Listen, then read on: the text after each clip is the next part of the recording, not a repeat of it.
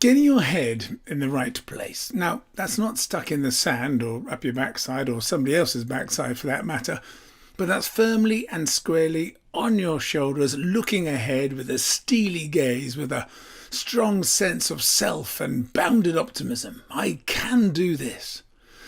Getting your head in the right place is about recognizing what you can impact and what you cannot, what is within your control and what is not.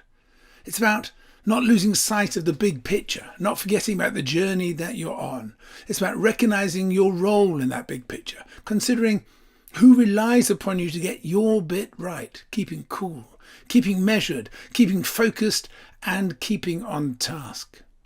It's also about maintaining our humanity and recognizing that within our colleagues too. And what do I mean by maintaining our humanity? I mean, we are who we are.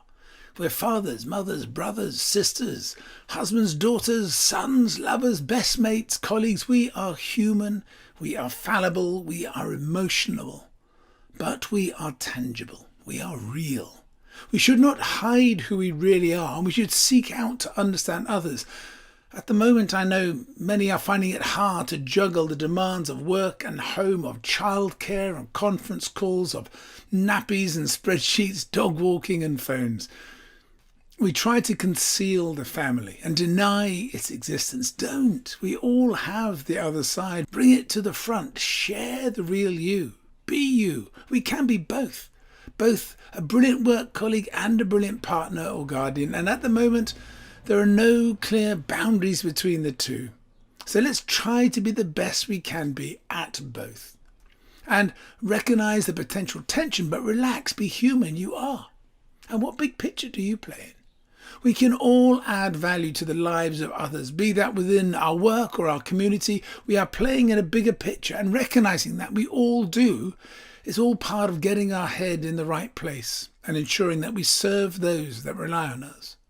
And how does the news impact us? We are inundated with aggressive, sensationalist opinion, a mixture of both fact and conjecture. Governments the world over are struggling to get a grip on the pandemic. The media seem to have lost their sight of their responsibility to be journalists, as the headlines scream of looming disaster. But what is in our control?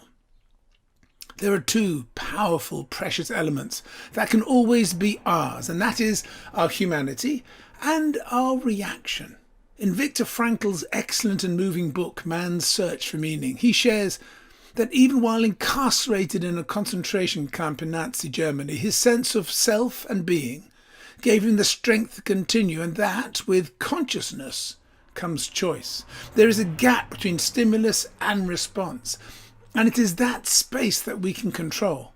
So what is within your control? Make a list of anything and everything that is worrying you or distracting you. Write it down, for real, literally, and then comment next to it. Can I control or change this? If the answer is yes, well, then just do it. If the answer is no, then the next question you have to ask yourself is, well, how can I manage this and cope with it so it does not knock me off course? By stopping and writing down both the concern and the solution, you are creating that gap between stimulus and response, that conscious gap that gives you control and gets your head in the right place.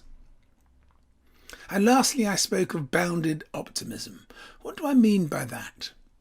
A few years ago, a very good friend of mine was diagnosed with non-Hodgkin's lymphoma. It was a tough time for him and his family. But just before the lockdown, I managed to catch up with my chum and his wife, and we drank wine and spoke about all and nothing. And I noticed that both he and his wife had matching bracelets inscribed with the simple phrase, "This too shall pass." I inquired. "When I had cancer," my friend replied, "I knew deep in my heart that it would pass. I learnt that nothing is permanent. Happiness and sadness, pleasure and pain, they will all pass. The love and turbulence of a relationship, the joy of a triumph, they all pass. And when there is sadness, we say, this too shall pass, and know that better days are ahead. And when there is happiness, we also say, this too shall pass, and know that we must be present and enjoy these precious moments." Team, COVID-19, this too shall pass. Let's make sure our head is in the right place. And that's firmly and squarely on our shoulders, looking ahead with a steely gaze driven by a strong sense of self and bounded optimism. I can do this. We can do this.